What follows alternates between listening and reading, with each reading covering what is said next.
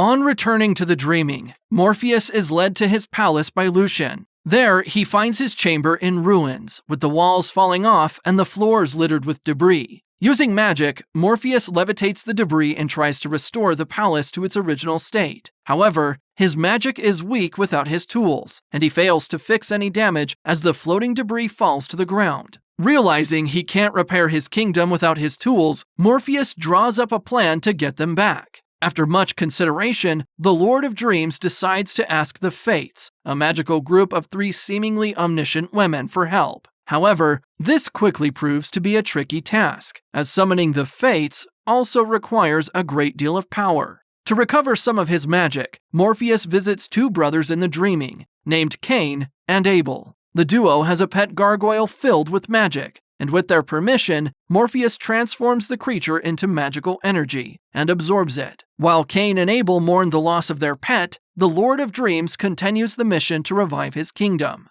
Having regained some magic, Morpheus can now summon the Fates. However, before he attempts this, he searches for gifts to offer the omniscient deities. With the dreaming in terrible condition, there's nothing of value in the kingdom. As a result, Morpheus is forced to travel into the dreams of humans in search of gifts. Accompanied by Lucian, he heads to the outskirts of his kingdom and dives into a treacherous lake. This transports him into people's dreams, where he faces many challenging obstacles. Morpheus goes head-to-head with a magical serpent and captures the creature while also retrieving a gargoyle egg. Intending to offer the serpent to the Fates, he finally summons the omniscient deities. Wasting no time, Morpheus hands them the offering in exchange for their help. The Fates devour the serpent and are pleased with the offering, allowing him to ask 3 questions. Morpheus thanks them for their generosity and requests for the location of his sand, helm, and ruby. Despite knowing their exact location, the Fates' answers are vague and not very specific. Based on their answers, Morpheus learns his sand was last purchased in London by a magic user named Joanna Constantine. His helm was traded to an unnamed demon in exchange for a protection amulet. And finally, his ruby has passed from a mother to her son.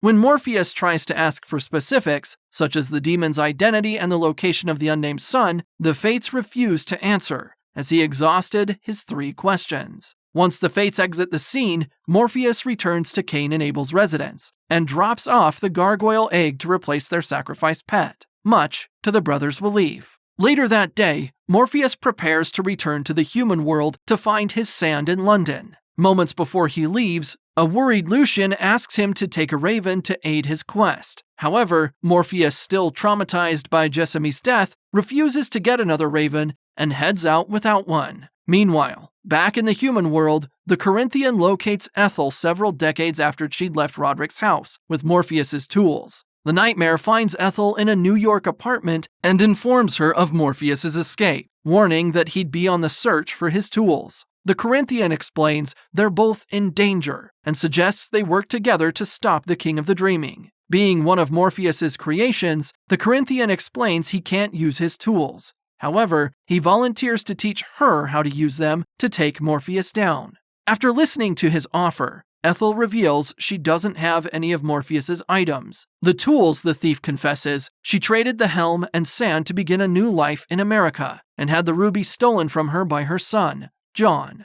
Ethel also claims the ruby killed John, citing she's unaware of its current location. A distrustful Corinthian doesn't believe her story and pulls out a dagger as he slowly walks toward her. Before he can get to Ethel, the tools thief whips out a protection amulet she traded for Morpheus's helm and directs it at him. The amulet instantly evaporates the Nightmare, sending him back to the dreaming where he belongs. Once the Corinthian is gone, Ethel heads to a high-security mental hospital where she visits a mysterious old man, later revealed to be her son, John. The caring mom asks John how his therapy is going and tries to spark a conversation with him. However, John's responses are hostile, revealing the mother and son are not on good terms. Despite his coldness, Ethel presses on and demands they discuss the ruby. As soon as she mentions this, John freezes and stares at his mother in shock. Meanwhile, in the dreaming, the Corinthian materializes in the magical world and finds Lucian staring at him.